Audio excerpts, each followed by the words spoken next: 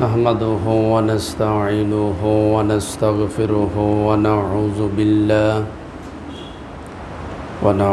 بالله من شرور أنفسنا ومن سيئات أعمالنا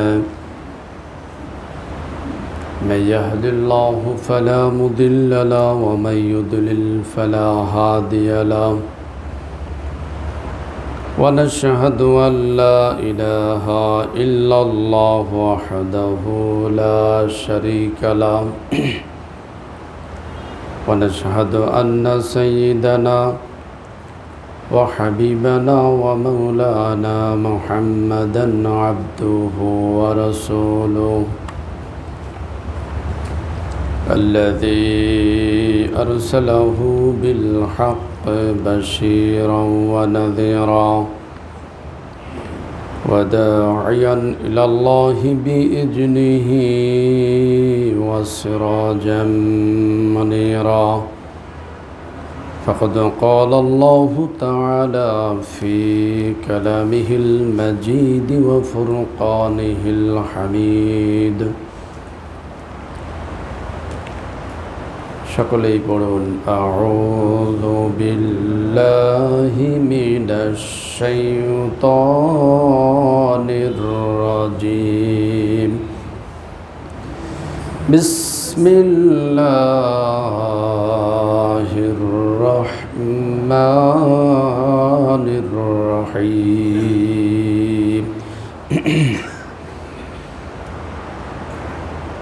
মা أصابكم من مصيبة فبما كسبت أيديكم ويعفو عن كثير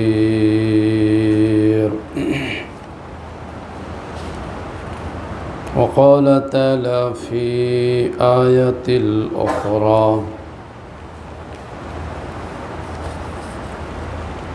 لن ينال الله لحومها ولا دماؤها ولكن يناله التقوى منكم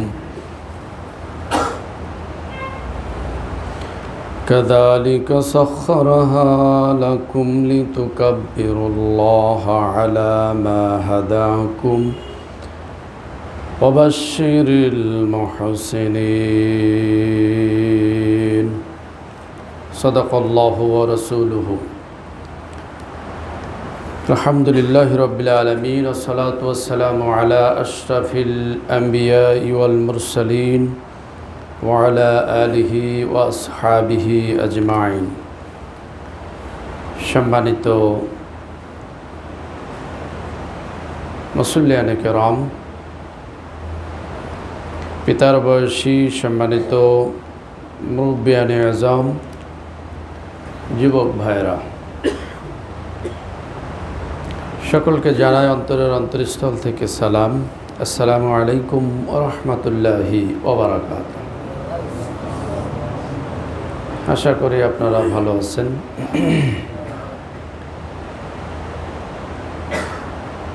মহান আল্লাহ সুবহানাহু ওয়া তাআলার নিকট দোয়া করছি, আল্লাহ পাক যাতে আমাদের সকলকেই ভালো রাখেন, সুস্থ রাখেন। আমরা সকলেই বলছি আমিন।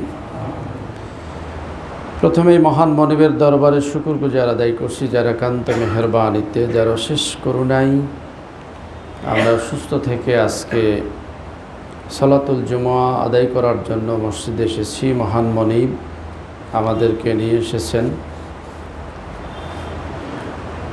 এই বৈশ্বিক মহামারীর ভিতরে। মহান আল্লাহ পাক আমাদেরকে এখনও সুস্থ রেখেছেন, এটি আল্লাহ পাকের দয়া, আল্লাহ পাকের মেহেরবানি। আমাদের চোখের সামনে প্রতিদিন মানুষ মারা যাচ্ছে, আমরা দেখছি। আমাদের কেউ বা আমাদের আত্মীয় স্বজন, কেউ বা প্রতিবেশী, বন্ধুবান্ধব, এইভাবে প্রতিদিনই চলে যাচ্ছে। হ্যাঁ, আমরা নিত্যদিনের এগুলো দেখতে দেখতে অভ্যস্ত হয়ে গেছি অনেকটাই বলা যায়। আল্লাহ পাক আমাদেরকে সুস্থ রেখেছেন, ভালো রেখেছেন। এজন্য সে মহান মনিবের দরবারে আরও একবার শুকরগুজার আদায় করছি, আলহামদুলিল্লাহ। সম্মানিত বন্ধুগণ, অনেক দিন আপনাদের সাথে দেখা হয়নি। প্রতি জুমার দিনেই চেয়ে থাকি আপনাদের সাথে সাক্ষাৎ হবে, কিছু কথা বলবো, কিছু কথা শুনবো। আসলে বর্তমান পরিস্থিতির কারণে সেটি সম্ভব হচ্ছে না। জানি না আগামী দিনগুলো কেমন যাবে, নিয়মিত আসতে পারবো কি না এখনও বলা যাচ্ছে না। আল্লাহ পাকের মেহেরবানি, কোরবানির আগের জুমাতে আমাদেরকে আল্লাহ মিলিত করেছেন, আপনাদের সাথে সাক্ষাৎ করতে পেরেছি, আপনাদের সাথে মোলাকাত হয়েছে, দুটি কথা বলবো এ আশা নিয়ে এসেছি। মহান আল্লাহ পাক যাতে গুরুত্বপূর্ণ কিছু কথা বলার সুযোগ করে দেন, যে কথাগুলো আমাদের এবারের কুরবানির জন্য অত্যন্ত গুরুত্বপূর্ণ এবং কাজে লাগবে, সেই কথাগুলো যাতে বলতে পারি। পাশাপাশি এই যে মহামারী চলছে, এ ব্যাপারে আমাদের কোরআনের দিক নির্দেশনা কি, আল্লাহ পাক কী বলেছেন, কি বলতে চেয়েছেন, কেন এটি আসছে, কেন এটি হচ্ছে, কেন এই সমস্যা, এগুলো নিয়ে আমরা কিছু কথা বলবো ইনশাআল্লাহ। প্রথমেই বর্তমান সময়ের কিছু করুণ অবস্থার কথা বলতে চাই। আপনারা সাক্ষী, আপনারা পেপার পত্রিকার মাধ্যমে, মিডিয়ার মাধ্যমে আপনারা জানেন যে কিভাবে মহামারী একটার পর একটা আমাদের সমাজে আসছে। কয়েকদিন আগে যে সাইক্লোন হয়ে গেল, আপনারা সেটারও সাক্ষী। এরপরে অগ্নিকাণ্ড ঘটছে, একটার পর একটা অগ্নিকাণ্ড ঘটেই যাচ্ছে। কয়েকদিন আগে নারায়ণগঞ্জে যে অবস্থা হয়েছে আপনারা জানেন না, যে একেবারে তরতাজা 52টি লাশের কথা আমরা জানতে পেরেছি।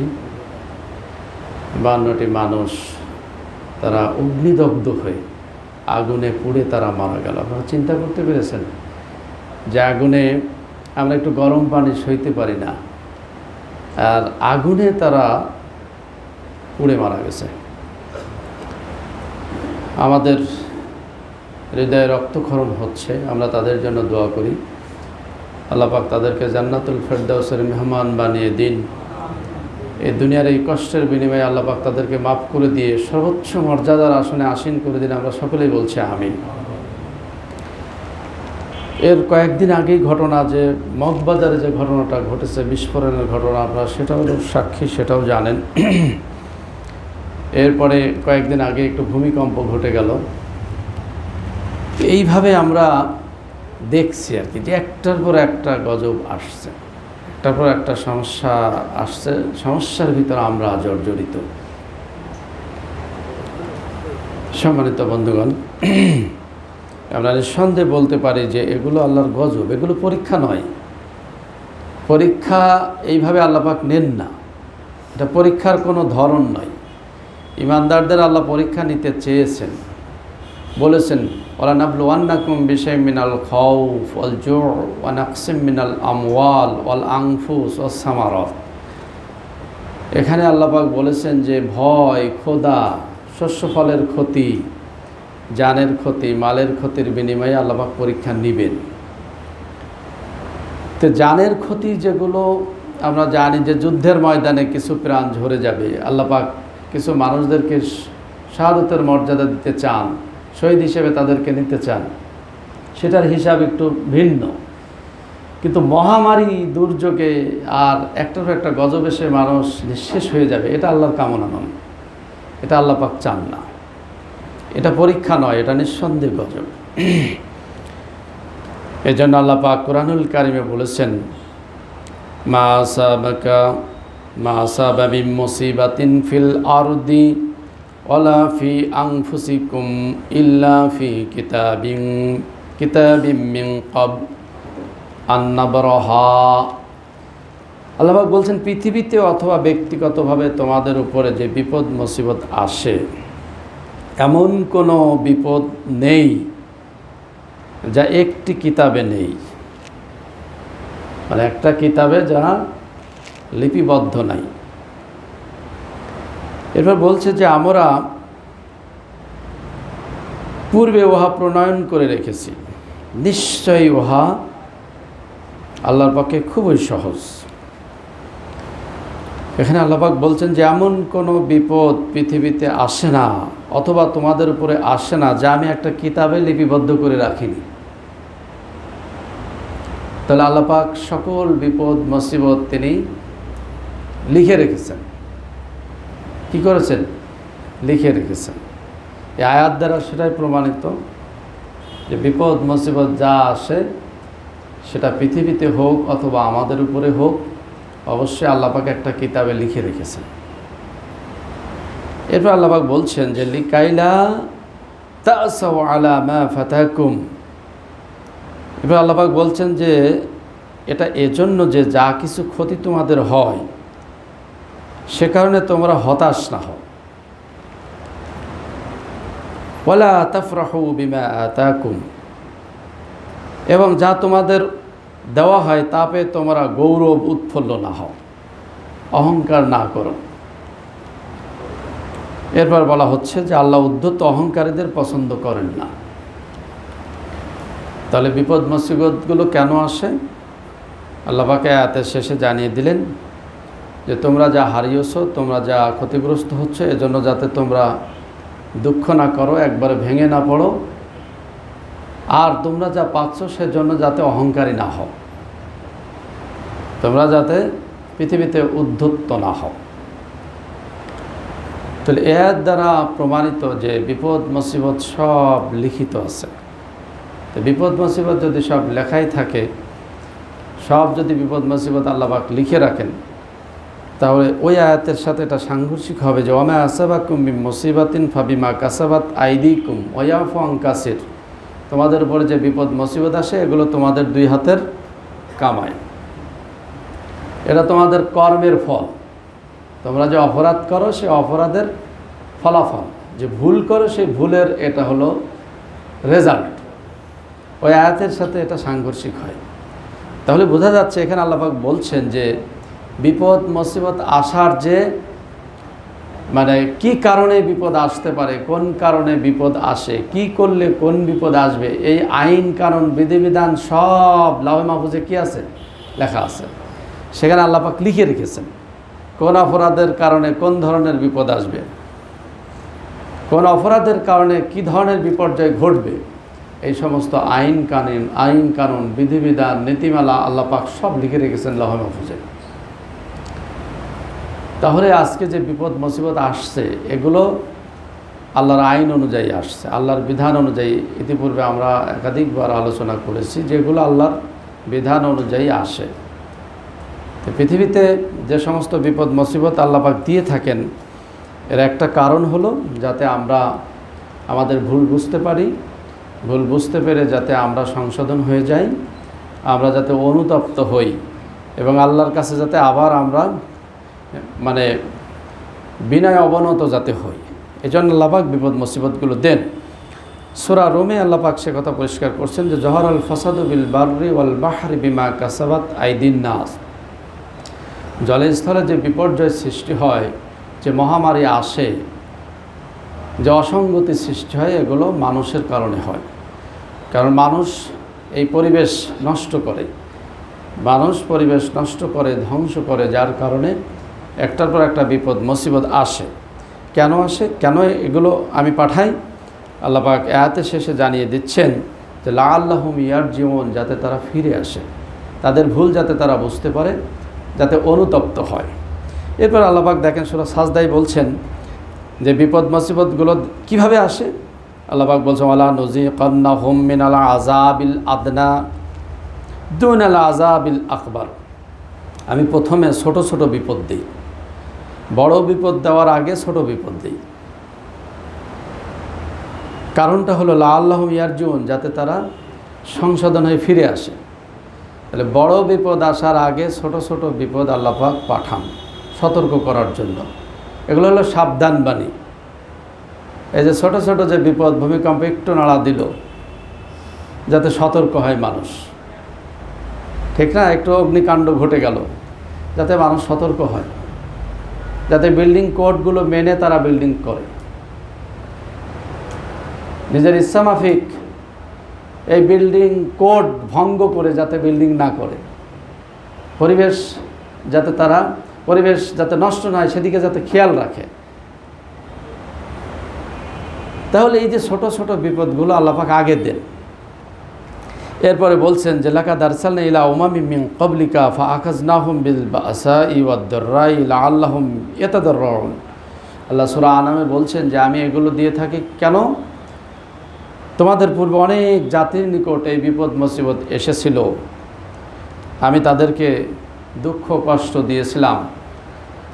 কারণ হলো লাআল্লাহুম ইয়াতাদাররুন, যাতে তারা বিনীত হয়, যাতে বিনয়ী হয় এবং খুব বিনয়ের সাথে আল্লাহর কাছে যাতে মোনাজাত করে, যাতে ফরিয়াদ করে, যাতে তারা ক্রন্দন করে। এই জন্য আমি এই সমস্ত বিপদ মুসিবতগুলো ইতিপূর্বেও পাঠিয়েছিলাম এবং এখনও আল্লাহর সে আইন অনুযায়ী আসে। এরপর আল্লাহ পাক বলছেন যদি এরপরেও সংশোধন না হয়, এরপরেও যদি তারা সাবধান না হয়, তাহলে কি হবে?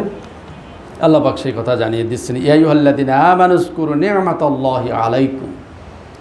আল্লাহ পাক বলছেন, হে ঈমানদারগণ, হে যারা ঈমান এনেছো, আল্লাহর সেই নিয়ামতকে তোমরা স্মরণ করো।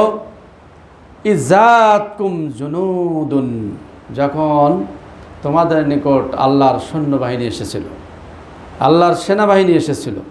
ফারসালনা আলাইহিম রিহান, আল্লাহ পাক বলছে আমি তাদের উপর পাঠিয়েছিলাম ঝঞ্ঝা বায়ু, প্রচণ্ড উষ্ণ বায়ু, ঝঞ্ঝা বায়ু পাঠিয়েছিলাম। ওয়া জুনুদাল লাম তারাউহা, আর এমন সেনাবাহিনী পাঠিয়েছিলাম, সৈনিক পাঠিয়েছিলাম যাদেরকে তোমরা দেখতে পাও না।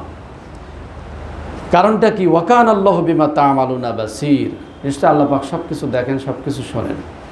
তাহলে আল্লাহ পাক দেখেন এই ছোট বিপদ পাঠিয়ে পরে কি তিনি বড় বিপদ পাঠান। আল্লাহ পাক বলছেন এমন সৈন্যবাহিনী, ঝঞ্ঝা বায়ু, বাতাসের মাধ্যমে এমন সৈনিক পাঠায় যে সৈনিকগুলো চোখে দেখা যায় না, যেগুলো দেখার মতো নাই, কোনোভাবেই সেগুলো দেখা যাবে না। আজকে আমরা সেগুলো দেখতে পারছি না। সেই সৈন্যবাহিনী আল্লাহ পাক পাঠিয়েছেন বাতাসের মাধ্যমে। আজকে করোনা দেখেন, মাইক্রোস্কোপ না হলে এটা দেখার কোনো অবকাশ নাই, কোনো সুযোগ নাই। আছে কি বলেন? বাতাসে আমাদের পাশে পাশে ঘুরে বেড়াচ্ছে। আল্লাহর এই সৈন্য, আল্লাহ পাক বলছেন ঝঞ্ঝা বায়ু তিনি পাঠিয়েছেন, অতীতে পাঠিয়েছিলেন, এখনও পাঠাচ্ছেন। এবং এমন সৈনিক যাদের সাথে মোকাবেলা করার মতো ক্ষমতা, শক্তি আমাদের নাই। আজকে আপনারা জানেন যে কি অবস্থা, একটার পর একটা রূপ চেঞ্জ করতে করতে আজকে বাংলাদেশের প্রত্যেকটা জেলায় ছড়িয়ে পড়েছে এবং প্রতিদিন মারা যাচ্ছে। বিশেষ করে এই যে দক্ষিণ পশ্চিমাঞ্চলের এই জেলাগুলো, এই সীমান্তবর্তী জেলাগুলোতে আজকে কি অবস্থা। আপনারা জানেন যে রাজশাহীর অবস্থা বেশি খারাপ ছিল, রাজশাহী, কুষ্টিয়া এবং খুলনার অবস্থা। পাবনাও কিন্তু বাদ যাচ্ছে না, পাবনার অবস্থাও কিন্তু এখন ভয়াবহ। তাহলে আমরা প্রতিদিন দেখছি এই যে সুস্থ তরুতাজা মানুষগুলো, একেবারে লকলকে মানুষগুলো তারা বিদায় নিয়ে চলে যাচ্ছে। এমন সৈনিক অ্যাটাক করছে যার মোকাবেলা করার মতো আমাদের শক্তি নাই, ক্ষমতা নাই। তাহলে আল্লাহ পাক জানিয়ে দিচ্ছেন যে অপরাধ জগৎ থেকে যদি তোমরা না ফেরো, তোমরা যদি সংশোধন না হও, তাহলে এইভাবে আমার আযাব তীব্র থেকে তীব্রতর হবে। আল্লাহর আযাব তীব্র থেকে তীব্রতর হবে। আমি যে কথা বলতে চাচ্ছি সম্মানিত ভাইরা, প্রায় 1.5 বছর পার হয়ে যাচ্ছে। আচ্ছা বলুন তো, এত আল্লাহ পাক আমাদেরকে সতর্ক করছেন, সাবধান করছেন, এবং ছোট থেকে ছোট, প্রথমে তো এই অবস্থা ছিল না। ছিল কি? আজকে যে অবস্থা, হাসপাতালগুলোতে জায়গা দেওয়ার উপায় নেই। আমার বাসার পাশে দিয়ে প্রতিদিন অ্যাম্বুলেন্স যাচ্ছে আর আসছে, দেখছি লাশ চলে যাচ্ছে, ভর্তি হতে যাচ্ছে, সেই মুমূর্ষু অবস্থায় ভর্তি হচ্ছে, কিছুক্ষণ পরে লাশ চলে যাচ্ছে, ভর্তি হচ্ছে, কিছুক্ষণ পরে লাশ চলে যাচ্ছে। এই যে অবস্থাগুলো আমরা দেখছি, আজকে যে অবস্থা, হাসপাতালে জায়গা নেই, হাসপাতালে ভর্তি নিচ্ছে না। হাসপাতালের সামনে মানুষগুলো কেউ গাছতলায় বসে আছে, কেউ দেখা যাচ্ছে মৃত্যুর প্রহর গুনছে। এই কঠিন অবস্থা। আমি সম্মানিত ভাইরা গত বছরও বলেছিলাম আপনাদেরকে যে আল্লাহ পাক এই বিপদ দিয়ে আমাদেরকে পরীক্ষা যেমন করছেন, আল্লাহ আযাব দিয়েছেন যাতে আমরা সংশোধন হই, আমরা যাতে বিনীত হই, যাতে বিনয়ী হই, এবং আমরা যাতে কাতর স্বরে আল্লাহর কাছে যাতে আমরা কান্নাকাটি করি, আমাদের ভুল ত্রুটির জন্য যদি আমরা যাতে মাপ চাই, এই জন্য আল্লাহ পাক এই ব্যবস্থা করেছেন। এখনও যদি সংশোধন না হয়, ইউনূস আলাইহিস সালামের গোত্রের মতো যদি জাতি এখনও সংশোধিত না হয়, তাহলে গজব আরও তীব্র থেকে তীব্রতর হবে। আমি আপনাদেরকে ভয় দেখাচ্ছি না, যে কথাগুলো সত্য সে কথাগুলোই বলছি, আর এই কথাগুলোই ওই টিভি থেকে প্রতিদিন বলছে। যারা বিশ্লেষক আছে এবং যারা গবেষক তারা এই কথাগুলোই বলছে যে আগামী দিনে আরও তীব্র থেকে তীব্রতর হতে পারে জাতি যদি এখনও সচেতন না হয়। তারা বলছে তাদের ভাষায় যে এখনও যদি আপনারা স্বাস্থ্য সচেতন না হন, এখনও যদি এই হ্যান্ড স্যানিটাইজার এবং এই মাস্ক এগুলো ব্যবহার না করেন, স্বাস্থ্যবিধি মেনে না চলেন, তাহলে কি হবে? আরও ভয়াবহ অবস্থা হবে। আর আমি কোরআন সুন্নাহর দৃষ্টিতে বলছি, এখনও যদি জাতি সংশোধন না হয় তাহলে কি হবে? যে কথাগুলো কোরআন সুন্নাহতে আল্লাহ পাক বলেছেন। এই জন্য সম্মানিত বন্ধুগণ, আমি আপনাদেরকে শুধু শুধু ভয় দেখাচ্ছি না, যে কথাগুলো আল্লাহ পাক বলেছেন এটাই বাস্তব। এ জাতি সংশোধিত হচ্ছে না, সংশোধন হচ্ছে না। চুরি ডাকাতি ছিনতাই কমেছে না বেড়েছে? অথচ উচিত ছিল কমা। গোটা জাতি মানে আল্লাহর দাস হওয়া উচিত ছিল, ঠিক না? মানুষের প্রতি আরও সহমর্মিতা, সহানুভূতি, মানুষের প্রতি ভালোবাসা সৃষ্টি হয়, এটাই তো উচিত ছিল। কিন্তু জাতি উল্টা দিকে চলছে, ঠিক না? উল্টা দিকে চলছে। আমরা অনেক সময় বলছি এত মানুষ, ছোট্ট একটু দেশ কিভাবে সামাল দেবে? বিভিন্নভাবে আমরা বিভিন্ন কথাবার্তা বলছি, কিন্তু আসল মুদ্রা কথা হলো যে আমরা যদি এখনও ফিরে না আসি, সংশোধন যদি না হই, আল্লাহর বিধান যদি না মানি, তাহলে আমাদের কপালে আরও দুঃখ আছে না নাই? আরও দুঃখ আছে। তো এখন বলবেন কিভাবে সংশোধন? শুধু কি সালাত আদায় করব? শুধু কি সিয়াম পালন করব? এটাই কি সংশোধন? না, শুধু সালাত আর সিয়াম আদায় করার জন্য আল্লাহ পাক পৃথিবীতে আমাদেরকে পাঠাননি, শুধু সালাত আর সিয়াম পালনের জন্য পাঠাননি। তাহলে ফেরেশতারাই যথেষ্ট ছিল। এবং ফেরেশতারা আল্লাহর কাছে বলেছিলেন যে আতাজালু ফিহা মায়ুফসিদু ফিহা ওয়া ইয়াসফিকুদ দিমা। তারা বলেছিল, আল্লাহ পৃথিবীতে আপনি এমন একটা জাতি সৃষ্টি করবেন যারা পৃথিবীতে ফাসাদ সৃষ্টি করবে, রক্তপাত ঘটাবে। ওয়া নাহনু নুসাব্বিহু বিহামদিকা ওয়া নুকাদ্দিসু লাক। আল্লাহ, আমরাই তো আপনার পবিত্রতা ঘোষণা করছি, আপনার তাসবিহ পাঠ করছি। তখন আল্লাহ পাক বললেন যে ইন্নী আলামু মা লা তা'লামুন, আমি যা জানি তোমরা তা জানো না।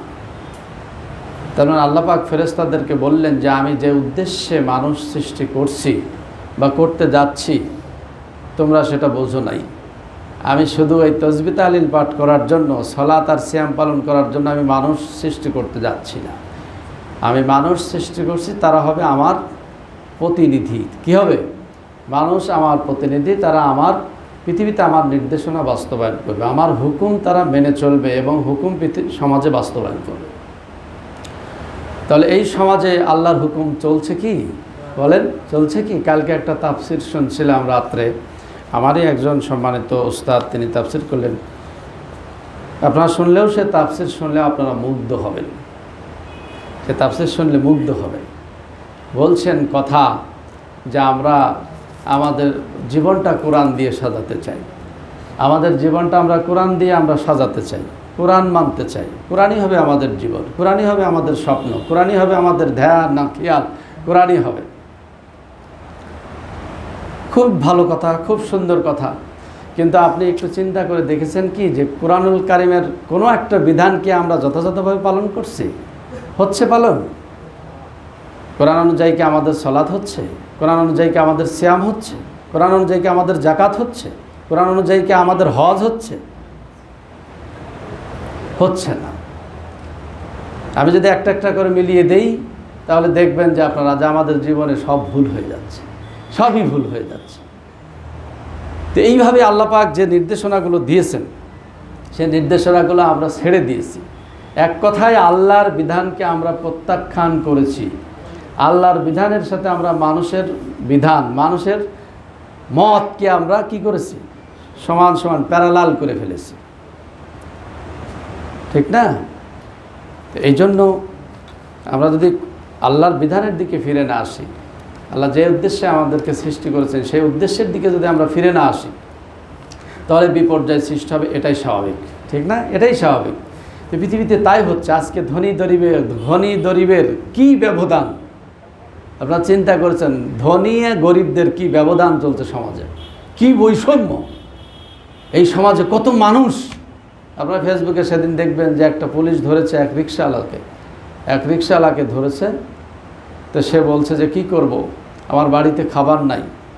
এরপর দেখি তোর জামা তল্লাশি করে দেখে এই লুঙ্গিতে একটা পুরি সে এখানে তার লুঙ্গিতে সে গুঁজে রেখেছে। তখন সে কেঁদে ফেলছে আর বলছে কি করব স্যার, আমার বাড়িতে খাবার নাই, আমার একটা মেয়ের জন্য এই পুরিটা আমি কিনে নিয়ে যাচ্ছি। তাহলে দেখেন, যারা 10 তলায় আছে, যারা 20 তলায় আছে, তাদের কোনো সমস্যা নাই। বছরের পর বছর করোনা হলেও তাদের সমস্যা নেই, তারা ওখানে থাকবে, আরামেই থাকবে তারা। কিন্তু যারা ভোকানাঙ্গা মানুষ, রিক্সা চালিয়ে যারা জীবনযাপন করে, যারা রাস্তার পাশে যারা দিন আনে দিন খায়, তাদের কী অবস্থা? আমরা কি তাদের পাশে সেইভাবে দাঁড়াতে পেরেছি? প্রধানমন্ত্রী প্রণোদনা দিলেও সেগুলো কি তাদের কাছে পৌঁছায় ঠিক রকম? আপনারা কি চিন্তা করেছেন একটু? কারা লাভবান হয়, কারা লাভবান হচ্ছে? এই যাদের পাওয়ার দরকার তারা কিন্তু পাচ্ছে না ঠিকভাবে। আপনি চিন্তা করেন, পাচ্ছে না তারা। এগুলো বেশিরভাগই দেখা যাচ্ছে মিসইউজ হচ্ছে। এই জন্য এই যে ধনী গরিবের বৈষম্য, এই যে সমাজে জুলুম, এই জুলুমতন্ত্রের অবসান না হওয়া পর্যন্ত, এই সমাজের এই অবস্থা দূর না হওয়া পর্যন্ত আল্লাহ কখনোই শান্তি দিবেন না, স্বস্তি আসবে না, কখনোই আমরা শান্তি পাবো না। তাহলে আল্লাহ পাক আমাদেরকে পাঠিয়েছেন কেন? এই পৃথিবীতে ইনসাফ কায়েমের জন্য, যাতে ইনসাফ কায়েম। নবী রাসূলগণ এসেছেন ইনসাফ কায়েম করার জন্য। তাহলে সমাজে নেতা তৈরি করা হয় কেন? যাতে এই সমাজে স্বস্তি থাকে, শান্তি থাকে, নিরাপত্তা থাকে, যাতে ইনসাফ কায়েম হয়। এখানে কিছু মানুষ খাবে, কিছু মানুষ না খেয়ে মারা যাবে, কিছু মানুষের সুষ্ঠু চিকিৎসা হবে, কিছু মানুষের চিকিৎসা বিনা চিকিৎসায় মারা যাবে। আজকে তাই হচ্ছে না কি? দেখেন, হচ্ছে না? দেশে কত মানুষের চিকিৎসা হচ্ছে না, বিনা চিকিৎসায় কিন্তু মারা যাচ্ছে, আর হাসপাতালে চিকিৎসা পেল না। তো এই যে বৈষম্য আর এই যে জুলুম, এই জুলুমতন্ত্রের অবসান না হওয়া পর্যন্ত আমরা কখনোই শান্তি পাব না। প্রিয় বন্ধুগণ, এর জন্য আমাদেরকে জবাবদিহি করতেই হবে। যে কথা বলছিলাম যে আল্লাহ পাক তার দাসত্ব, মানুষ যখন তার দাস হয়ে যাবে, তখন এই পৃথিবীতে শান্তি হবে এবং তার কি দায়িত্ব আছে সে দায়িত্বগুলো পালন করবে। আর যখন তার দায়িত্ব পালন করবে, তখন কি এই সমাজে শান্তি, স্বস্তি, নিরাপত্তা আসবে, অশান্তি থাকবে না, দুর্নীতি থাকবে না, চুরি থাকবে না, বৈষম্য থাকবে না, জুলুমতন্ত্র থাকবে না। থাকবে কি? এবং সেটাই ইসলাম, সেটাই চায়। নবী রাসূলগণ সেটাই পৃথিবীতে দিয়েছেন এবং নবী রাসূলগণ সেই কাজই করেছেন। সম্মানিত ভাইরা, হয়তো কিছু মানুষ এই কথাগুলো শুনলে অসন্তুষ্ট হবে, আবার কিছু মানুষ খুশি হবে, ঠিক না? খুশি হবে। যারা দেখা যাচ্ছে বঞ্চিত তারা খুশি হবে, আর যারা জুলুমতন্ত্রের হোতা তারা অসন্তুষ্ট হবে। আসলে দেখেন, আমাদের মরতে হবে, এই কথাটা মনে রাখতে হবে যে আমরা এই কথা বলতে পারবো না যে এখনও 20-30 বছর 40 বছর আমরা ডাটসে বেঁচে থাকতে পারবো। এই কথা বলার আর কোনো সুযোগ নেই। আপনারা একবারে দ্বার প্রান্তে, মহামারী এসে গেছে, গজব এসে গেছে, যে কোনো মুহূর্তে অ্যাটাক করতে পারে কিনা বলুন? যে কোনো মুহূর্তে করতে পারে। আমরা দেখছি একেবারে জলজান্ত তাজা মানুষ মারা যাচ্ছে, ইয়াং মারা যাচ্ছে। আগে মনে করতাম শুধু বুড়াহাড়ারাই মারা যাচ্ছে, এখন দেখছি একেবারে ইয়াংরাই মারা যাচ্ছে। তো সম্মানিত বন্ধুগণ, এর জন্য আসুন, এই যে মহামারী গজব, যেটা আল্লাহ পাক বলছেন যে আমি আগে ছোট গজব পাঠাই, ছোট বিপদ পাঠাই, এরপরে মহামারী আকারে বিপদগুলো আসে। সে বিপদগুলো আসছে আমরা কোরআনুল কারীম থেকে সেটাই জানতে পারি। আল্লাহ পাক আমাদেরকে হেফাজত করুন, যাতে এবারের কুরবানির মাধ্যমে এই যে আল্লাহ পাক একটা গুরুত্বপূর্ণ আমল, যে আমলটা আর মাত্র কয়েকদিন পরেই হবে, বছরে আমলটা একবার আমাদের মাঝে আসে, এই আমলের মাধ্যমে যাতে আল্লাহ পাক আমাদের জীবনের ত্রুটিগুলো ক্ষমা করে দিয়ে এই গজব যাতে তিনি তুলে নেন, স্বাভাবিক জীবন আমাদের ছেলে মেয়েদের আমরা মানে হতাশায় ভুগছি, কি হবে তাদের লাইফটা। লেখাপড়া আজ 1.5 বছর লেখাপড়া নাই, স্কুলে যেতে পারছে না, ছেলে মেয়েগুলো মানসিক মানে ভারসাম্য হারিয়ে ফেলছে। আমরা তাদের নিয়ে হতাশ হয়ে যাচ্ছি। হয়তো আমাদের জীবন একভাবে চলে যাবে, তাদের কি হবে, তাদের ভবিষ্যৎটা কি হবে, এই প্রজন্মের কি হবে। আপনারা জানেন যে শিক্ষামন্ত্রী ঘোষণা দিয়েছে মাত্র 300 মার্কসের পরীক্ষা নেবে, তাও 50, এক এক সাবজেক্টে 50 মার্কস, যদি অবস্থা ভালো থাকে। এইভাবে যদি আরও 2-3 বার চলে তাহলে এ জাতি শেষ, একটা মূর্খ জাতি, আবার আমরা ব্যাকে চলে যাব, জাতি শেষ হয়ে যাবে। আপনি কি একটু চিন্তা করেছেন যে জাতি আজকে 50 বছর লেগেছে এই পর্যন্ত আসতে, একটা মানে মোটামুটি একটা ভারসাম্য তৈরি হয়েছে, সে জাতি কোথায় যাবে। এখনও যদি 2-3 বছর এই অবস্থা চলতে থাকে তাহলে আমাদের ইয়াং প্রজন্ম, নতুন প্রজন্ম একবারে মূর্খ হবে এবং অশিক্ষিত হয়ে দেশটা শেষ হয়ে যাবে। সম্মানিত বন্ধুগণের জন্য আসুন আমরা দোয়া করি, আল্লাহ পাক যাতে এই ধরনের মহামারী থেকে আমাদেরকে রক্ষা করেন, এই আবার আগের মতো সুন্দর পরিবেশ যাতে ফিরিয়ে দেন, এই আলো বাতাসে যাতে আবার আমরা স্বাচ্ছন্দ্যে ঘুরতে পারি, চলতে পারি, সব জায়গায় যাতে আমরা আবার আগের মতো চলতে পারি, বাজার ঘাট, ব্যাংক ব্যালেন্স, যে কোনো জায়গাতে যেতে আমরা বিনোদন করতে পারি, আল্লাহর হুকুমগুলো পালন করতে পারি, সেই তৌফিক মহান আল্লাহ আমাদের সকলকে দান করুন। আমরা সকলেই বলছি আমিন। সম্মানিত উপস্থিতি, আমরা একটু কোরবানির উপরে কথা বলি, যেহেতু কোরবানি চলে এসেছে একেবারে সামনে। কোরবানির কিছু বিধানাবলী আল্লাহ পাক যা কোরআন কারিমে দিয়েছেন সেগুলো একটু বলার চেষ্টা করছি। কোরবানি দেখেন, আমি আগেও বলেছি যে এই কোরআন হলো আল্লাহর পক্ষ থেকে পাঠানো এমন একটি বিধান যে সকল বিষয়গুলো এখানে একবারে বিস্তারিত বর্ণনা আছে না নাই? বিস্তারিত বর্ণনা আছে, আপনাকে অন্য জায়গায় যাওয়া লাগবে না। কোরবানির সব মাসলা মাসাইল এখানে আছে না নাই? প্রথম থেকে A to Z সব বলা আছে, সালাতের A to Z সব বলা আছে, সিয়ামের A to Z সব বলা আছে, হজের বলা আছে, জাকাতের বলা আছে, আপনি পারিবারিক নীতির সব বলা আছে, আপনি ফারাইজ নীতির সব এখানে বলা আছে না নাই? আপনার আন্তর্জাতিক সম্পর্ক কি হবে, মানুষের একটা লেনদেন কি, একটা দেশের সাথে আরেকটা লেনদেন কী হবে, সব এখানে আছে না নাই? আল্লাহ পাক কি এটা অসম্পূর্ণ নাজিল করেছেন? অসম্পূর্ণ যে এটা কোরআন নাজিল করলেন এখানে সব কথা নাই, সব বলা নাই, এজন্য অসম্পূর্ণ বিধান আল্লাহ নাজিল করেননি। তাহলে এ কথা আল্লাহ পাক বলতেন না, জালিয়াউমা আকমালতু লাকুম দীনাকুম, তোমাদের জন্য আজকে তোমাদের দিনকে পরিপূর্ণ করে দিলাম, আমার নিয়ামতকে কমপ্লিট করে দিলাম, কথা তো আল্লাহ পাক বলতেন না। তাহলে বোঝা যাচ্ছে যে কোরআন কারিমে সব আছে না নাই? এই কোরবানির সব কথা এখানে আছে। এটা যেহেতু একটা গুরুত্বপূর্ণ ইবাদত, এটা ফরজ ইবাদত, এটা যদিও আমরা ওয়াজিব হিসেবে জানি, ওয়াজিব ফরজ একই। ওয়াজিব মানে অবধারিত, ফরজ মানেও কি? অবধারিত আমল। এখন বলবেন হুজুর ওয়াজিব মানে ফরজের চেয়ে একটু গুরুত্ব কম। কোরআন কারিমের বিধানগুলো এই ধরনের নয়। কোরআন কারিমের বিধানগুলো একটা হলো বাধ্যতামূলক, পালনীয়, আর একটা কি, আর একটা হলো অপালনীয়। কোরআন কারিমের বিধানগুলো এই ধরনেরই, যেটা বাধ্যতামূলক আল্লাহ পাক সেটা আমাদের জন্য ফরজ করেছেন, আর যেটা পালনযোগ্য না সেটা আল্লাহ আমাদের জন্য কি করেছেন, এটা আবশ্যিক করেননি, এটা আবশ্যিক করেননি। তাহলে কোরআন কারিমের বিধানগুলো এই যে আমরা ভাগ করেছি বিভিন্নভাবে, এটা আসলে ঠিক হয়নি। এই ভাগটা আল্লাহ পাক কোরআন কারিমে ওইভাবে বলেননি। তাহলে যে বিধানগুলো দিয়েছেন এগুলো আমাদের জন্য বাধ্যতামূলক করেছেন কিছু বিধান, যেগুলো করণীয়, আর কিছু হলো বর্জনীয়। করণীয় আর বর্জনীয় কয় ধরনের? কোরআন কারিমের আমলগুলো কয় ধরনের? করণীয় আর বর্জনীয়। তাহলে করণীয়গুলো সবই বাধ্যতামূলক, আর বর্জনীয়গুলো কি, সেগুলো বর্জন করা সবই বাধ্যতামূলক। তাহলে কোরবানি এটা একাধিক আয়াত দ্বারা প্রমাণিত। এখন কেউ যদি বলে কোরবানি বাধ্যতামূলক না, কেউ যদি বলে কোরবানি এটা আবশ্যিক না, আমি বলবো সে কোরআনের আয়াতকে অস্বীকার করে। সে যদি এই ধরনের কথা বলে থাকে তাহলে কোরআনুল কারিমের আয়াতকে অস্বীকার করে। তাহলে কোরআনুল কারিমে যা বলা আছে তার বিপরীত কথা বলার ক্ষমতা কি আমাদের আছে? রসুলের কি ছিল বলেন? রসুলকে এই ধরনের কথা বলতে পারেন? যে বিধানটা আল্লাহ কোরআন কারিমে দিয়েছেন রসুল সেটা শিথিল করতে পারেন? অথবা যেখানে আল্লাহ পাক শিথিল করেছেন সেটা কি রসুল কঠিন করতে পারেন? তো এগুলো একটু বুঝতে হবে। তাহলে কোরআনুল কারিমে দেখেন যে কথাগুলো আমি দেখেন আমি পর্যায়ক্রমে বলে যাচ্ছি, আপনারা দেখেন সব কথাগুলো কোরআন কারিমে আছে না নাই। শাব্দিক অর্থ হলো কুরবান শব্দটি কার্বন বা কুরবাতুন ধাতু থেকে এসেছে। শাব্দিক অর্থ হলো নৈকট্য লাভ করা, কোনো বিশুদ্ধ কর্ম দ্বারা আল্লাহর সান্নিধ্য অর্জন করা।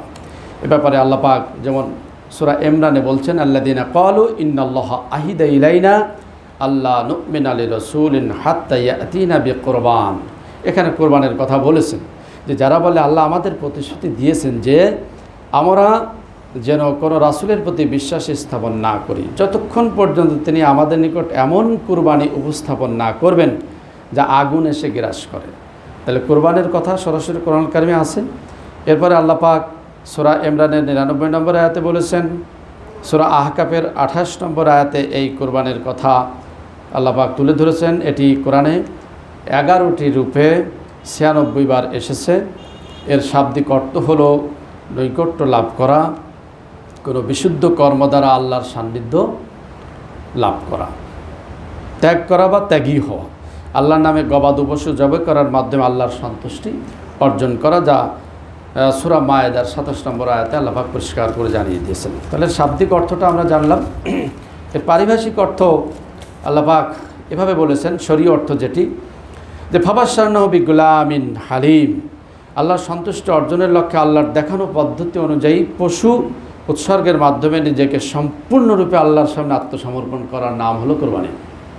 আল্লাহ পাক সূরা সাফফাতে বলেছেন, ফাবাশশারনাহু বিগুলামিন হালিম, আমি তাকে সুসংবাদ দিলাম একটা গুলামিন হালিম, সহিষ্ণু সন্তানের ছেলের সুসংবাদ দিলাম। ফালাম্মা বালাগা মাহু সাইয়া, এরপর আল্লাহ পাক বলছেন যে যখন সেই ইসমাইল যখন পরিণত বয়সে তিনি উপনীত হলেন, অর্থাৎ যখন যুবক হলেন, ক্বালা ইয়া বুনাইয়া ইন্নী আরা ফিল মানাম, তখন ইব্রাহিম আলাইহিস সালাম বললেন যে বাবা, আমি স্বপ্নে দেখেছি যে আমি তোমাকে জবাই করছি। এরপরে বললেন ফানজুর মাজা, তোমার মতামত কি? আমি তো স্বপ্নে দেখেছি আমি তোমাকে জবাই করছি, এখন বলো তোমার মতামত কি? এর আগে অনেক ঘটনা ঘটেছে, সে ঘটনাগুলো বলা আমার উদ্দেশ্য নয়, জাস্ট একটু টাচ দিচ্ছি। আপনারা জানেন যে ইব্রাহিম আলাইহিস সালাম তিনি এসেছিলেন কোত্থেকে? ইরাক থেকে। ইরাকে ইব্রাহিম আলাইহিস সালামের বাড়ি ছিল। ওখান থেকে তিনি মক্কা, একবারে সোজা দক্ষিণে মক্কাতে মা হালিমা এবং ইসমাইল আলাইহিস সালামকে তিনি ওখানে রেখেছিলেন আল্লাহর নির্দেশেই। যখন পরিণত বয়সেই যে যারা হজে গেছেন তারা জানেন যে হজের সময় আমরা যে মিনাতে অবস্থান করেছিলাম, মিনাতে অবস্থান করতে হয় 3 দিন, মিনাতে থাকতে হয় না, মিনাতে অবস্থান করতে হয়। এই মিনাতে একটা পাহাড়ের উপরে তখন ইব্রাহিম আলাইহিস সালাম নিয়ে গেলেন তার ছেলে ইসমাইল আলাইহিস সালামকে। যেহেতু অনেক কথা আমাকে বলতে হবে, আমি ঘটনা পুরাটা বলতে পারছি না। এইভাবে যখন তিনি পাহাড়ের পরে নিয়ে গেলেন, নেওয়ার পরেই ঘটনা বললেন যে বাবা, আমি তো স্বপ্নে দেখেছি আমি তোমাকে জবাই করছি, কুরবানি করছি, তোমার মতামত কি? তখন সন্তান বললেন যে আপনি যা আদিষ্ট হয়েছেন আপনি তা পালন করুন। ইব্রাহিম আলাইহিস সালাম দেখেন দীর্ঘ সেই বুড়া বয়সে সন্তান আল্লাহ পাক দিয়েছেন, এই সন্তান কলিজার টুকরা সন্তানকে তিনি জবাই করবেন। রাজি হয়ে গেলেন বাপ বেটা, রাজি হয়ে এবার সে জবাইয়ের প্রস্তুতি চলছে। তিনি প্রথমে তো চোখ বেঁধেছিলেন, সন্তানের হাত পাগুলো বেঁধেছিলেন সন্তানের অনুরোধে, কারণ তিনি বলেছিলেন যে বাবা, আপনি যখন আমার গলায় ছুরি দিবেন আমার তো হুঁশ থাকবে না, আমার হুঁশ থাকবে না, হয়তো তখন আমি আপনাকে লাথি মেরে দিতে পারি, আপনার গায়ে আমার লাথি লাগতে পারে, হাতের বাড়ি লাগতে পারে, আমার হাত পাগুলো বেঁধে দিবেন। এরপরে কিছুক্ষণ পরে সন্তান আবার বলল যে আব্বা, আমার হাত পাগুলো খুলে দিন, কারণ আল্লাহ যদি জিজ্ঞাসা করে আদালতে আখেরাতে যে তুমি আমার ডাকে সাড়া দিতে চাওনি, যার কারণে তোমার হাত পা বাঁধতে হয়েছিল, এই জন্য আমি আল্লাহর সামনে সেদিন জবাব দিতে পারবো না, এই ভয় করছি, মেহরবানি করে আমার হাত পাগুলো খুলে দিন। ইব্রাহিম আলাইহিস সালাম তার হাত পাগুলো খুলে দিয়ে সন্তানকে জবাই করতে লাগলেন।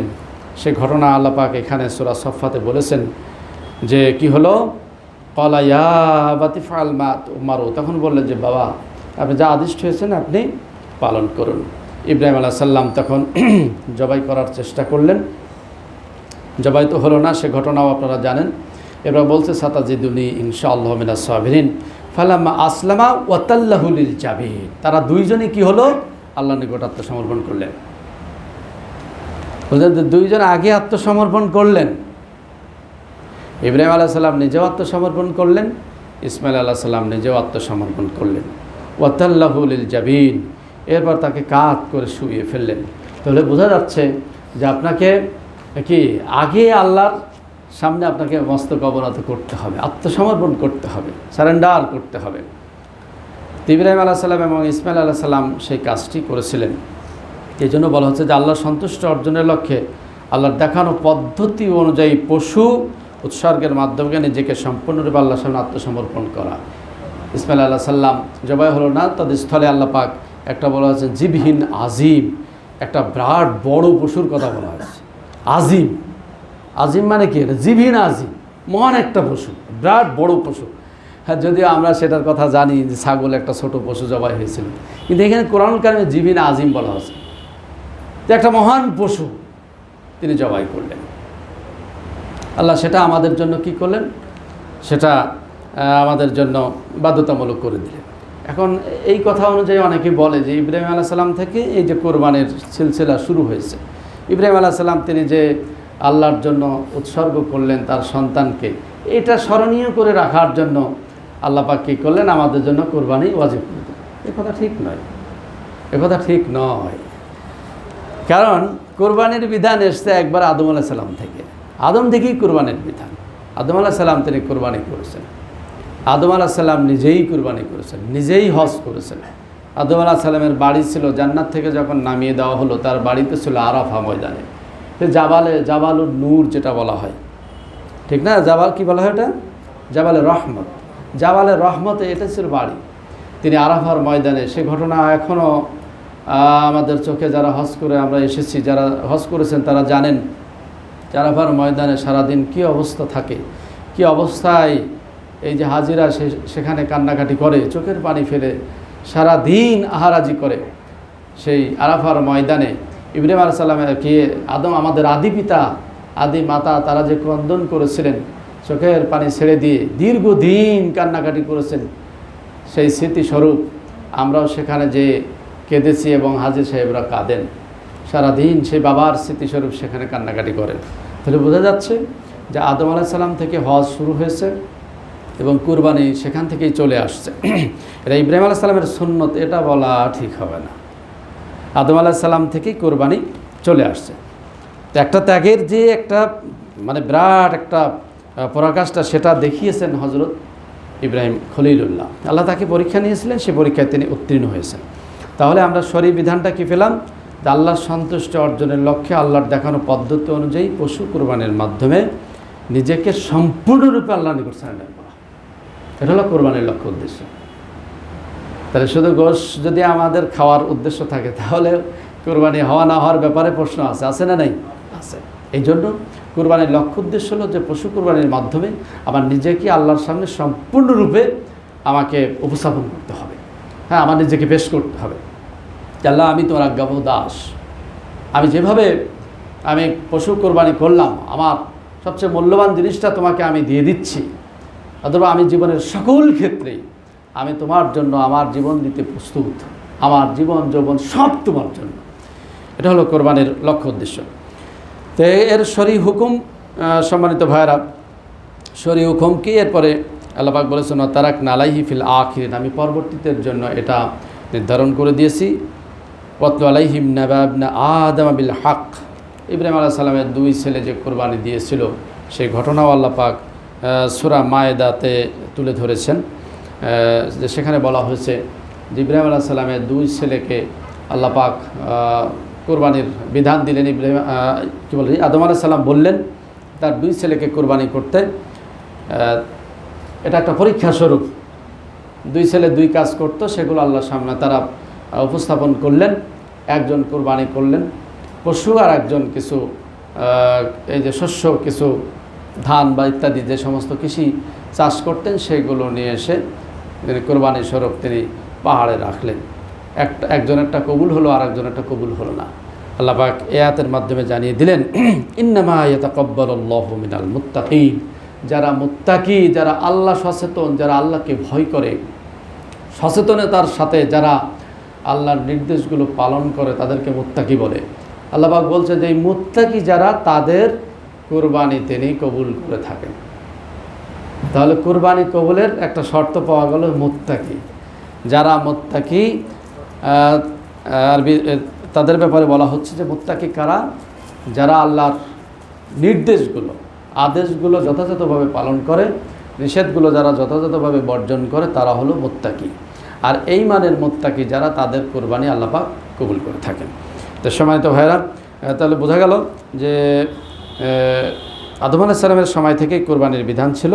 এটি মহান আল্লাহ সকল যুগেই সকল মানুষের জন্য এটা বিধিবদ্ধ করেছেন।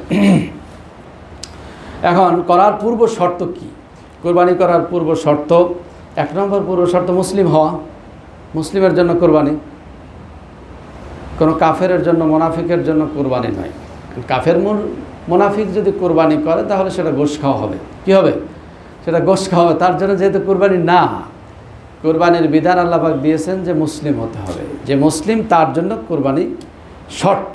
ইয়া আইয়ুহাল্লাযীনা আমানু উদখুলু ফিস-সিলমি কাফা ওয়া লা তাত্তাবিউ খুতুওয়াতিশ শাইতান ইন্নাহু লাকুম আদুব্বুম মুবিন। আল্লাহ পাক বলছেন যে হে ঈমানদারগণ, তোমরা পরিপূর্ণরূপে ইসলামের ভিতরে কি হও? শামিল হয়ে যাও, দাখিল হয়ে যাও, মানে পরিপূর্ণ মুসলিম হয়ে যাও। তাহলে কোরবানিটা কাদের জন্য? যারা মুসলিম তাদের জন্য কোরবানি। 2 নম্বর তাগুত বা শিরক থেকে মুক্ত হওয়া। তাহলে কোরবানি কার জন্য ফরজ, কার জন্য ওয়াজিব? যে তাগি আল্লাহ ধরেই তার জন্য না। এই জন্য আল্লাহ পাক বলছেন লা ইকরাহা ফিদ-দীন ক্বাদ তাবায়ানা রুশদু মিনাল গাই ফামান ইয়াকফুর বিত-তাগুতি ওয়া ইউমিন বিল্লাহি ফাকাদ ইসতামসাকা বিল উরওয়াতিল বুসকা লা ইনফিসামা লাহা ওয়াল্লাহু সামিউন আলীম। আল্লাহ পাক বলছেন দিনের ব্যাপারে কোনো বাড়াবাড়ি নাই। ক্বাদ তাবায়ানা রুশদু, দিন একবারে এটা কি হয়েছে? স্পষ্ট হয়েছে। মিনাল গাই, পথভ্রষ্টতা থেকে এটা একবারে স্পষ্ট। ফামান ইয়াকফুর বিত-তাগুত, যে ব্যক্তি তাগুতকে অস্বীকার করলো, ওয়া ইউমিন বিল্লাহ, এবং আল্লাহর প্রতি ঈমান আনলো। তাহলে বোঝা যাচ্ছে যে আগে ঈমান আনার আগে তাগুতকে অস্বীকার করতে হবে। ঈমান আনার আগে তাগুতকে কী করতে হবে? অস্বীকার করতে হবে। এটা হলো পূর্ব শর্ত। তাহলে তাগুতকে অস্বীকার করে এসে এরপরে ঈমান আনতে হবে, ঠিক না? একটা বোতলে যদি কেরোসিন থাকে, এখন আপনি সেই বোতলে তেল নিয়ে আসতে চাচ্ছেন, তাহলে কি করতে হবে? আগে কেরোসিন সেটা ফেলে দিতে হবে, ভালো রকম ধুতে হবে পরিষ্কার করে, এরপরে কি সরিষার তেল সেটাই লোড করা যাবে বা নেওয়া যাবে, ঠিক না? এই জন্য বুঝতে হবে যে ঈমান আর তাগুত সম্পূর্ণ বিপরীতধর্মী বিষয়, বিপরীতধর্মী জিনিস। তাহলে ঈমান কবুলের পূর্বে আগে তাগুতটাকে কি করতে হবে? অস্বীকার করতে হবে, এরপর ঈমান আনতে হবে। তাহলে যারা দেখেন পাশাপাশি তাগুত, যারা আল্লাহর আইনও মানে এবং কিছু মানুষের আইনও মানে, এদেরকেই তাগুত বলা হয়েছে। কিছু আল্লাহর আইন মানে, কিছু মানুষের আইন মানে, অর্থাৎ নিজের প্রবৃত্তির কিছু অনুসরণ করে, কিছু আল্লাহর অনুসরণ করে, তাকেই তাগুত বলা হয়েছে। এখন এই ধরনের যারা নিজের প্রবৃত্তির অনুসরণ করে, অনুসরণকারী, অথবা মানবরচিত মতবাদের যারা অনুসরণকারী, তাদেরকে তাগুত বলা হয়েছে। এই তাগুতদের জন্য, যারা তাগী, তাদের জন্য কুরবানি আল্লাহ পাক ফরজ করেননি। আল্লাহ পাক তাদের কুরবানিটা নিবেন না। তারা কুরবানি করতে পারে, কিন্তু তাদের কুরবানিটা কি তিনি গ্রহণ করবেন না। এই জন্য এই বিষয়টা একটু খেয়াল রাখতে হবে যে আমরা যারা কুরবানি করতে যাচ্ছি, আমরা আগেই সারেন্ডার করবো আল্লাহর কাছে যে আল্লাহ, আমরা আত্মসমর্পণ করেছি, ইব্রাহিম এবং ইসমাইল যেভাবে আত্মসমর্পণ করেছিলেন আমরা সেইভাবে আত্মসমর্পণ করছি। মুসলিম হয়ে আমাদের কোরবানি করতে হবে। এবারে গবাদি পশু জবাই করার সামর্থ্য থাকা, সেটার কথাও কোরআন কারিমে বলা হয়েছে। 22 নম্বর সূরার 35-এ বলা হয়েছে যে গবাদি পশু জবাইয়ের সামর্থ্য থাকতে হবে। তাহলে বোঝা যাচ্ছে যে কোরবানি যারা সামর্থ্যবান, ঠিক না, তাদের জন্য কোরবানিটা ফরজ বা ওয়াজিব। এরপরে 5 নম্বর হলো সালাত প্রতিষ্ঠাকারী, আল্লাহর পথে ব্যয়কারী হতে হবে। তাহলে সালাত আগে প্রতিষ্ঠা করতে হবে। সালাত প্রতিষ্ঠা করতে হবে, তাহলে কুরবানি তার জন্য ওয়াজিব বা ফরজ যে সালাত আদায় করে। যে সালাত আদায় করে না তার জন্য কুরবানি না। আপনারা মন খারাপ করবেন না, যারা সালাত আদায় করেন না তাদের জন্য কুরবানি না, এবং কুরবানি তাদের জন্য ম্যান্ডেটরি নয়, আল্লাহ বাধ্যতামূলক করেননি। যে সালাতই তো আদায় করে, তার মানে ইমানই নাই তার, ঠিক না? তার কুরবানি কীভাবে হবে? এই জন্য বিষয়টা খেয়াল করতে হবে যে আমরা যারা কোরবানি করতে যাচ্ছি অবশ্যই আমরা সালাত প্রতিষ্ঠাকারী হব। এরপরে 5 নম্বরে আল্লাহর ভয়ে হৃদয় কম্পিত হওয়া। সবসময় আল্লাহর ভয়ে হৃদয়টা কম্পিত থাকবে। আল্লাহ পাক বলেছেন আল্লাযীনা ইযা যুকিরাল্লাহু ওয়াজিলাত কুলুবুহুম ওয়া ইযা তুলিয়াত আলাইহিম আয়াতুহু যাদাতুহুম ঈমানা। আল্লাহ পাক বলছেন তারাই তো ঈমানদার যারা এই কোরআনের কথা শোনার পর আল্লাহর বিধান অর্থাৎ আল্লাহর হুকুম শোনার পরে তাদের অন্তরটা থরথর করে কাঁপতে থাকে, তাদের চামড়ার ভিতরে শিহরণ তৈরি হয়, যখন এটা শিহরণ তৈরি হয় ভয়ে অন্তরাত্মা থরথর করে কাঁপতে থাকে। তাহলে বোঝা যাচ্ছে যে যারা আল্লাহর এই বিধান শোনার সাথে সাথেই, যেটা আল্লাহর বিধান শোনার সাথে সাথে যাদের অন্তরের ভিতরে মানে বিগলিত হতে থাকে, যাদের চামড়ার ভিতরে শিহরণ তৈরি হয়, তাদের জন্য কোরবানি। এরপরে বলা হচ্ছে বিপদ আপদে ধৈর্যশীল হওয়া, একক আল্লাহর বিধানের প্রতি বিনীত হওয়া। এক আল্লাহর বিধান ছাড়া অন্য কোনো বিধান মানা যাবে না। তাহলে কোরবানি তার জন্য ফরজ, তার জন্য কোরবানি বাধ্যতামূলক যে শুধুমাত্র আল্লাহর বিধান মানে, শুধুমাত্র আল্লাহর বিধান যে মানে তার জন্য কোরবানি বাধ্যতামূলক। এখন কোরবানির সময়কাল এটা আল্লাহ পাক কোরআনুল কারিমের 3টি আয়াতে এখানে আইয়ামি মাদুদাত বলেছেন। এখানে আইয়ামি মাদুদাত, এরপরে আশহুরুম মালুমাত, এভাবে 3টি জায়গায় আল্লাহ পাক কোরবানির সময় বেঁধে দিয়েছেন। সেটা আমরা জানি যে 3 দিন, তাই তো 3 দিন ধরে কোরবানি করা যাবে।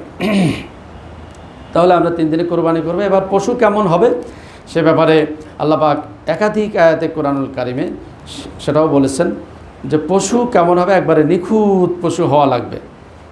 পশুরা কি নিখুঁত হতে হবে। আমি সব আয়াতগুলো বলতে পারছি না যেহেতু সময় অনেক বেশি হয়ে যাচ্ছে, আমি আর 2-1 মিনিটেই শেষ করে দেওয়ার চেষ্টা করব। তাহলে এখানে আল্লাহ পাক দেখেন ওই যে বনি ইসরাইল বংশের একটা কোরবানির ঘটনা বা একটা পশু জবাই করার ঘটনার কথা আল্লাহ পাক সূরা আল বাকারাতে তুলে ধরেছেন। ওখানে তারা এসে বলল যে আমরা যে একটা পশু একটা জবাই করব, পশুটা কেমন হবে। এখানে বলা আছে ইসকালা মুসা লিকওমিহি ইন্নাল্লাহা ইয়া'মুরুকুম আন তাযবাহুল বাকারা। আল্লাহ পাক নির্দেশ দিলেন, তাদের একটা গরু জবাই করার নির্দেশ দিলেন।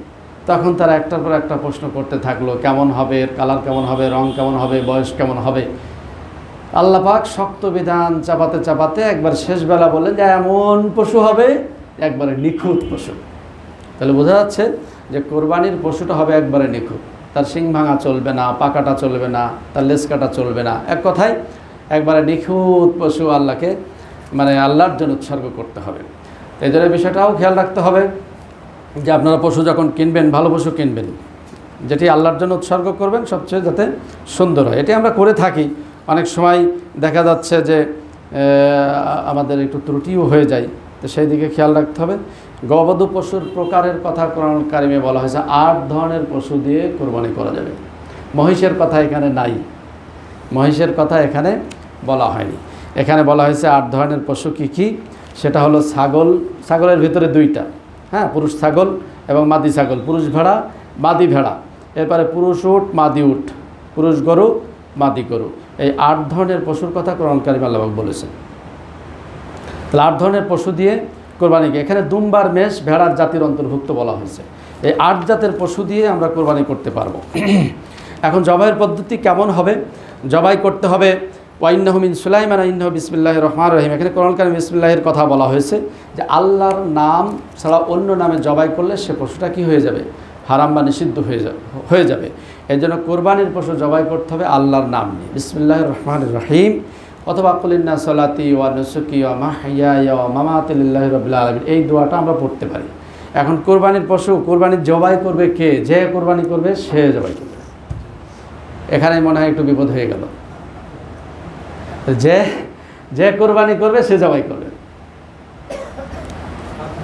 হ্যাঁ, অপারগ হলে সেটা তো ভিন্ন, অপারগ হলে সেটা ভিন্ন। সে যদি না পারে অথবা ভয় পায় তাহলে সে অন্যজনকে দিয়ে করাবে।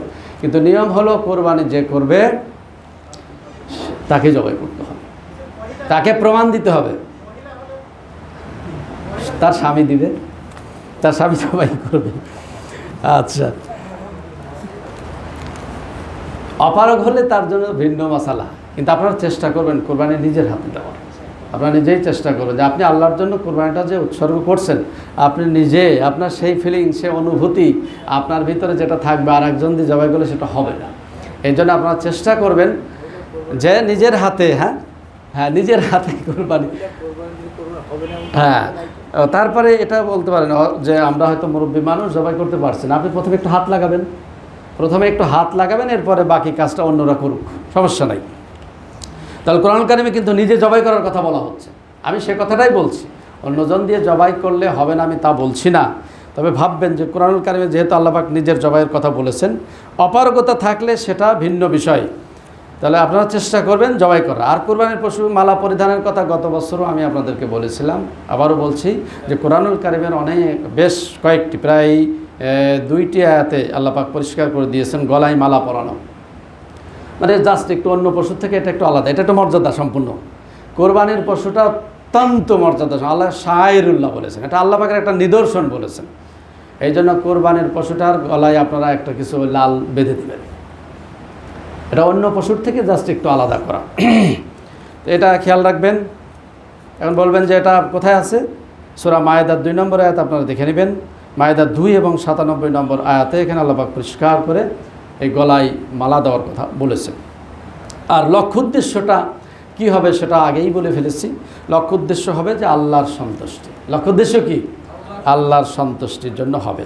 আর ভাগে কোরবানি দেওয়ার বিষয়টা যেটা আছে, আল্লাহ রসুল কোনো এক যুদ্ধে তিনি নির্দেশনা দিয়েছিলেন, যেহেতু সাহাবীদের সেই সময় যুদ্ধের ময়দানে তাদের হাতের অবস্থা খুব খারাপ ছিল, এককভাবে একা কোরবানি দেওয়া সম্ভব ছিল না।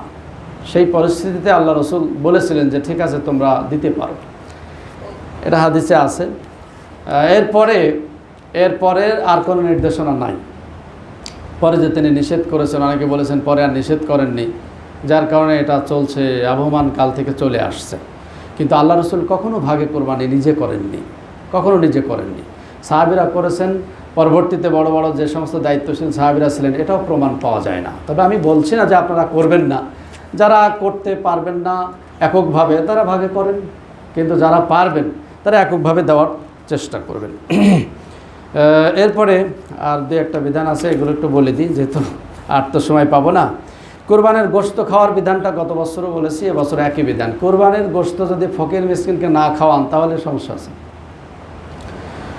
সমস্যা আছে, তবে 3 ভাগ করে একবারে 1 ভাগ না দিলে কোরবানি হবে না, এটা ঠিক নয়।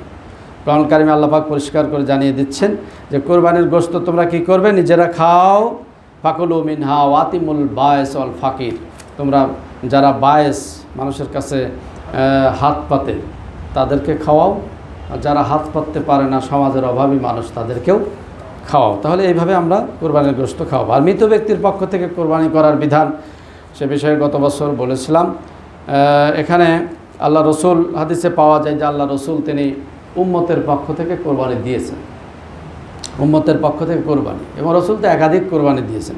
বিদায় হজে আল্লাহ রসুল বলা হচ্ছে যে এখানে তিনি একাধিক কোরবানি 100 কোরবানি করেছিলেন। নিজের হাতে 63টা তিনি জবাই করেছিলেন, বাকিগুলো সাহাবীরা করেছিলেন। তাহলে একজন মানুষ একাধিক কোরবানি করতে পারে। এগুলো ফরজ নয়, ফরজ হলো জীবিত মানুষের জন্য, জীবিত মানুষের জন্য ফরজ, মৃত মানুষের জন্য ফরজ নয়। এখন নফল হবে, সেগুলো আপনারা করতে পারবেন। আর চামড়ার বিধান, চামড়া তো এটা নিজেরা ব্যবহার করলে সেটা আলাদা হিসাব, চামড়া এটা গরিব দুঃখীদেরকে আপনারা দিয়ে দিবেন। এখন হারাম অর্থ দিয়ে কোরবানি সেটা বলার সময় নাই, আপনারা নিজেরা জানেন, বিবেকবান মানুষ। আপনারা যদি বুঝতে পারেন আমার এই অর্থে সমস্যা আছে, সেখানে আপনারা করবেন না, তাহলে এটা কোরবানি নষ্ট হয়ে যাবে। তাহলে হালাল অর্থ দিয়ে, পুত পবিত্র অর্থ দিয়ে আপনারা কোরবানি করার চেষ্টা করবেন। দেখেন জাহেলি যুগে তারাও জানতো, জাহেলি যুগে যাকে কোরআন কারিমে যাকে জানিম বলা হয়েছে, যাকে জারজ বলা হয়েছে, সেই মুগিরার মতো দেখেন পাপিষ্ঠ, যে আল্লাহ রসুলকে হত্যা করতে গেছে, বিভিন্ন রকম ষড়যন্ত্র করেছে, সেই মুগিরাও সে অবৈধ অর্থ দিয়ে কাবাঘর নির্মাণ হোক এটা চাইনি, তাদের ভিতরেও এই ফিলিংস ছিল। তা আমরা যদি অবৈধ অর্থ দিয়ে মুমিন হওয়ার পরেও যদি করি তাহলে বিষয়টা কেমন হবে একটু খেয়াল আপনারা নিজেরাই চিন্তা করবেন। আর পরিশেষে আমি যেটা বলবো যে আসলে আমাদের জীবনে বা সমাজ জীবনে কোরবানির গুরুত্বটা কী? আমার ভাইরা, মানুষ মানুষের জন্য, ঠিক না? মানুষ মানুষের জন্য। তাহলে কোরবানির লক্ষ্য উদ্দেশ্য হলো যে মানুষ মানুষের জন্য সে সব কিছু কী করবে, তার জীবনটা উৎসর্গ করে দেবে মানুষের জন্য। কোরবানির মাধ্যমে সেটাই আল্লাহ পাক শিক্ষা দিতে চাচ্ছেন যে তুমি এই সমাজের জন্য, বোকানাঙ্গা মানুষের জন্য, অভাবী মানুষের জন্য, দুস্থ মানুষের জন্য তোমার জীবনটা তুমি এইভাবে কী করো, তাদের খেদমতে বিলিয়ে দাও। তাহলে আমাদের মানুষের জন্য কাজ করতে হবে, মানুষের জন্য কাজ করতে হবে। শুধু নিজের জন্য যদি কাজ করি এটা হবে না, কোরআনের নির্দেশ পালন করা হবে না। এই জন্য ভাইরা দেখেন, প্রত্যেকেই যদি আমরা এক একজন দায়িত্বশীল হয়ে যাই, প্রত্যেকেই যদি আমরা যদি পরের তরে যদি কাজ করি, তাহলে এই সমাজ ভালো হয়ে যাবে, ঠিক না? সমাজ ভালো হয়ে যাবে। কুরবানি সামাজিক সম্প্রীতির সেতুবন্ধন। কুরবানিটা হলো একটা সামাজিক সম্প্রীতির সেতুবন্ধন। এই কুরবানির মাধ্যমে আল্লাহ পাক চান যে সকলের ভিতরে সহমর্মিতা, সহানুভূতি, ভালোবাসা এটা সৃষ্টি হয়ে যাক। মানব কল্যাণে জীবন উৎসর্গের সর্বোত্তম প্রকাশটা বললাম, সার্বজনীন এটা বিনোদনও বটে। আল্লাহ একটা বিনোদনের ব্যবস্থাও করেছেন। সকলেই এই দিনে আনন্দ করবে, সকলেই খুশি উদযাপন করবে। আপনারা আনন্দ করবেন, ইসলামে আনন্দ করতে নিষেধ করা হয়নি, কিন্তু আনন্দ মানে এটা নয় যে ধুমধাড়াকা গান বাজিয়ে একবারে মানুষের কান ফাটিয়ে দেওয়া। আপনারা বিনোদন করবেন, বিনোদন তো ইসলামে নিষেধ করেনি। ইসলামে বৈধ গান জায়েজ করেছে, ইসলামে ছোট ছোট বাচ্চাদের একটু নাচের জন্য উৎসাহিতও করেছে, এটা তো আছে। কবিতা আবৃত্তির ব্যাপারে ইসলাম উৎসাহিত করেছে।